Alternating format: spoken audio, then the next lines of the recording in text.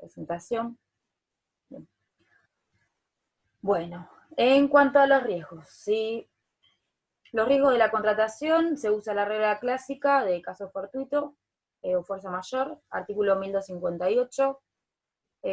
Si los bienes necesarios para la ejecución de la obra o el servicio perecen por caso fortuito o por lo que una fuerza mayor, la pérdida la debe soportar quien debería proveerlo, ¿sí?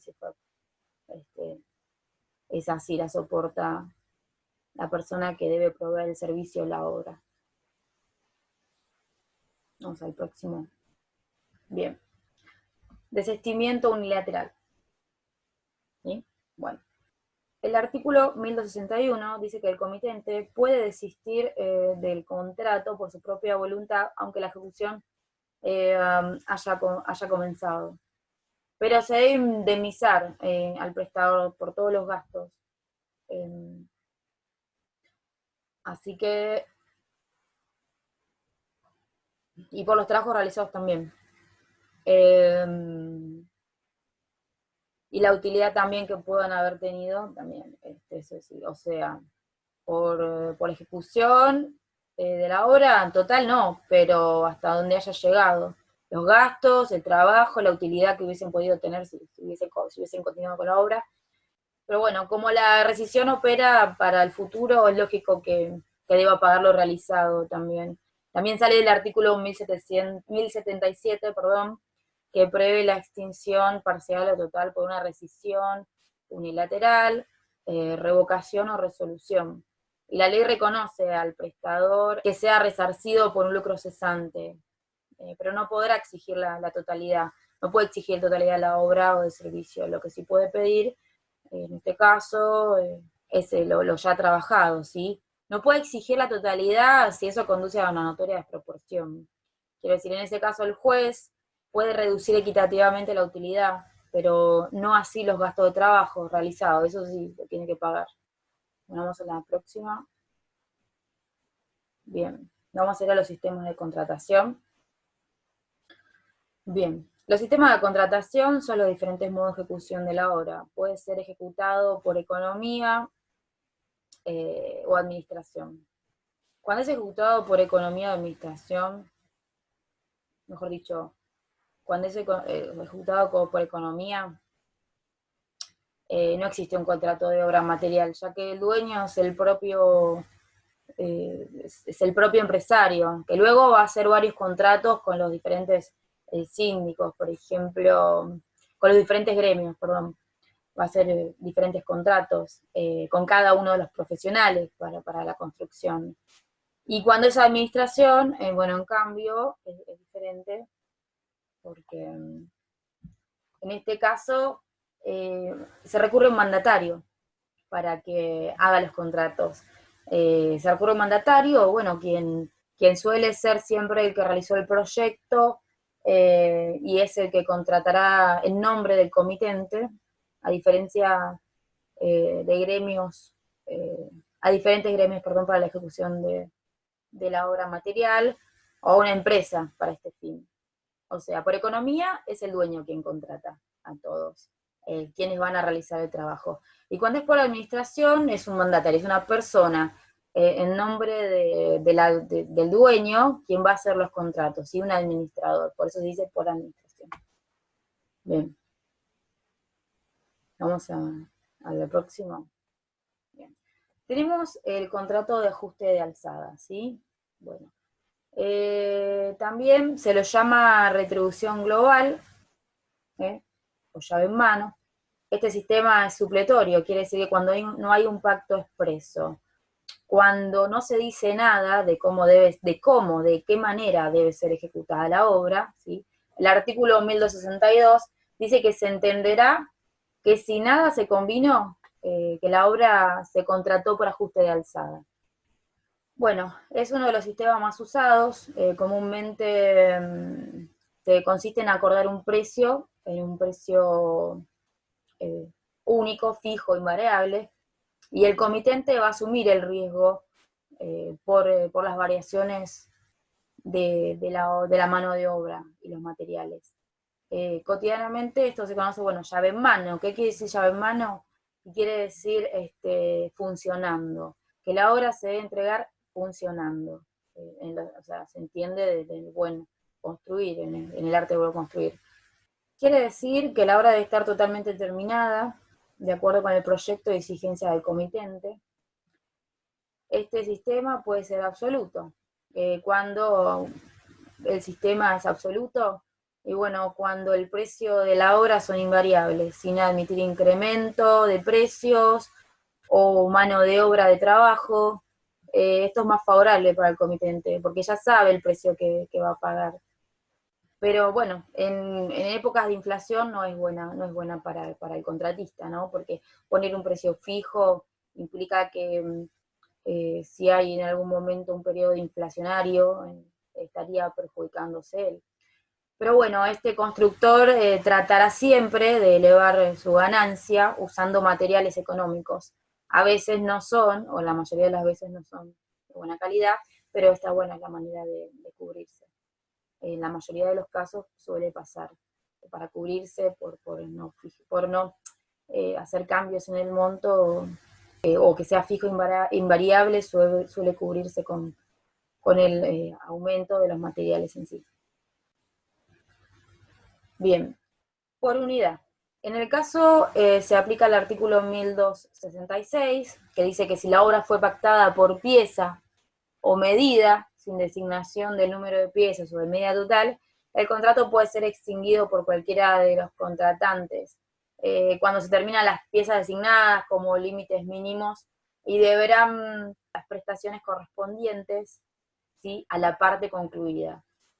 Si se designó un número de piezas o la medida total, el contratista está obligado a entregar la obra concluida y el comitente a pagar la retribución del total de las unidades pactadas. El contrato solo se extingue, ¿sí?, en el caso de concluidas las obligaciones. El precio en este sistema es determinable, porque se fija en base a las unidades que se dividen de la obra, existiendo una unidad de medida donde se determina la cantidad de unidades a realizar y una unidad simple, donde no se estipula de antemano la cantidad a ejecutar, ¿sí? Luego tenemos por coste y costas. Cuando hablamos de coste, comprende gastos directos, que son mano de obra, materiales. Estos aumentan en proporción a la magnitud de la obra. Y también tenemos los indirectos, que suelen ser invariables. Gastos de sereno, personal administrativo, por ejemplo. Las costas son la utilidad, son la ganancia neta, el beneficio que va a obtener el empresario o constructor. Este puede ser un monto fijo o en proporción de lo que es el coste. Por eso, a mayor costo de la obra, mayor es el beneficio que obtendrá el constructor. A su vez, esto le asegura al comitente la mejor utilización de la mano de obra y los mejores materiales disponibles. El artículo 1263 dice que si la obra se contratara por el sistema de retribución, se determinará sobre el valor de los materiales, de la mano de obra y de otros gastos directos e indirectos. También dice que la obra puede contar con o sin previsiones de materiales por parte del comitente. Aclara que si se trata de inmuebles, la obra puede realizarse en el terreno del comitente o de un tercero, siempre y cuando éste se encuentre legitimado. Bien. Ahora, cuando hablamos de precio, se engloban dos aspectos: la obra en sí y la retribución del contratista. Si se dijera que el contrato es gratuito, habrá que interpretar si esa gratuidad abarca estos dos aspectos. Si hay dudas, se va a interpretar, ¿sí?, se debe interpretar que solo la retribución es gratuita y no el costo de la obra. En el contrato bilateral oneroso, el precio es un elemento esencial, particular del contrato. El precio se determina por autonomía privada, siempre es así. Esa facultad no puede ser cercenada por las leyes arancelarias, dice el artículo 1255 en el segundo párrafo. y además en ausencia de ese pacto, el precio será determinado en base a lo establecido por la ley, los usos o por decisión judicial. Eso dice en el primer párrafo, ¿sí? 1255, quien deberá recurrir a los peritos. Además, si la aplicación de los aranceles lleva a una desproporción injustificada al trabajo realizado, el juez puede fijar equitativamente la retribución. Ahora vamos a hablar de la invariabilidad de la obra. Tenemos de la invariabilidad de la obra, tenemos que por parte del contratista, en el artículo 1264, establece este principio. Cualquiera que sea el sistema de contratación, el contratista no puede variar el proyecto ya aceptado sin autorización escrita del comitente, excepto que de las modificaciones sean necesarias para ejecutar la obra, que no se hubiera podido ser previstas en el momento de contratar, y debe ser comunicada de inmediato con el costo estimado. Si las variaciones estas implican más de la quinta parte del precio pactado, el comitente puede extinguir y comunicarlo dentro de los 10 días de la noticia. Recibe la noticia, las variaciones, y él debe dar su respuesta dentro de los 10 días, ¿sí? Esto es para que el comitente no sea sorprendido con modificaciones que no están autorizadas, y precio también, que un precio variable, ¿sí? Que él no autorizó. Si este realiza modificaciones no autorizadas, el contratista realiza modificaciones no autorizadas, no va a poder exigir mayor precio, salvo que se traten de imprevisibles. En este supuesto, se debe notificar inmediatamente la necesidad de esas modificaciones con indicación del costo. Esto sí, en caso de rescindirlo, el contratista va a poder reclamar el costo de los materiales aprovechables y el valor de la parte realizada, en proporción al precio convenido. Artículo 1260. No poder reclamar utilidad se acepta los adicionales o la variación del proyecto. Deberá abonar su costo. Esto debe ser acordado entre las partes, pero también a falta de este acuerdo, el artículo 1265, la diferencia, ¿no?, del precio surgido de las modificaciones autorizadas se van a fijar por vía judicial. Si se trata de modificaciones causadas, imprevistas, adicionales, el comitente debe autorizarlas expresamente. Adicional es un trabajo que en el transcurso de una obra, por diferentes razones, se decide realizar, a pesar de que no está presupuestada en el proyecto. Esto pasa con frecuencia en el tipo de obras como la refacción, la remodelación, la ampliación. Y eso es porque en este tipo de obras hay elementos de construcción ya existentes que son desconocidos para las partes.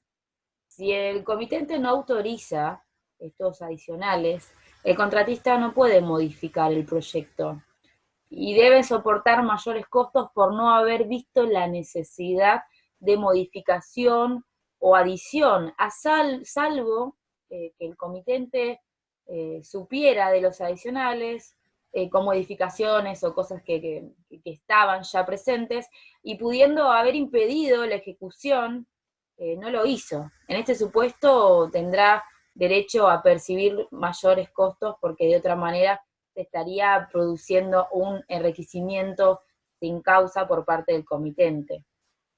Si no impide la ejecución de estos adicionales, a eso me refiero. Si el comitente ve que están haciendo algo extra fuera del proyecto y no lo impide, lo deja continuar, va a tener que abonarlo. Respecto a este tema hay un fallo del juzgado, de documentos y locaciones de los tribunales de la ciudad de Tucumán. La causa es Araoz Gerardo Enrique con Abregu Eduardo Augusto sobre cumplimiento de contrato. El expediente es número 4393/98. En el caso el actor demanda a juicio por cobro de pesos, el concepto es adicionales ejecutados más sus accesorios. El demandado niega que autorizó la ejecución de estos adicionales.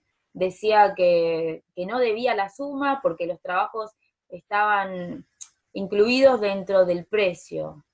Dijo que el contrato lo celebró en sistema de ajuste alzado, lo que fue reconocido por las partes.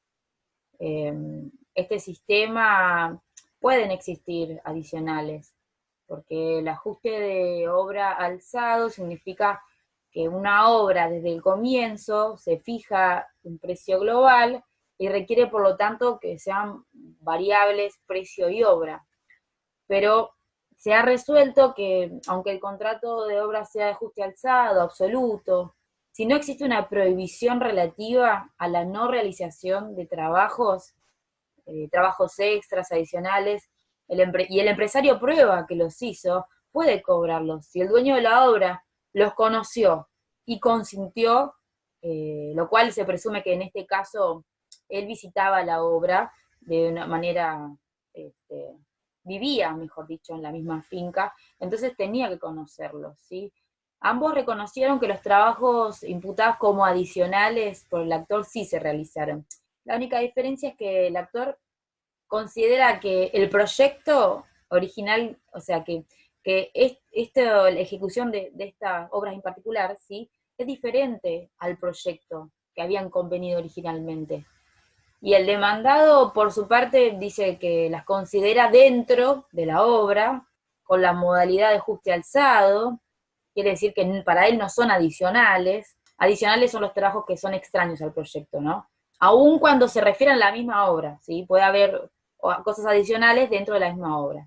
Y bueno, dice que él no consintió los trabajos, pero después de la prueba confesional surge que, bueno, aunque él sí los conoció, porque iba periódicamente, que los adicionales implicaban una variante en la obra que excedía, ¿sí? El monto y que estaban avalados por esta persona. Y bueno, como se apartaban del proyecto original y no eran cosas esenciales, que sean esenciales para la obra, sino que son realizaciones adicionales, y que el demandado las conoce, entonces tuvo que abonar los mismos, ¿no? Porque de no hacerlo se produce el enriquecimiento ilícito y bueno, él hubiera obtenido un beneficio a costa de un sacrificio de otro y esto sería injusto, ¿sí? Por parte de este. Bien.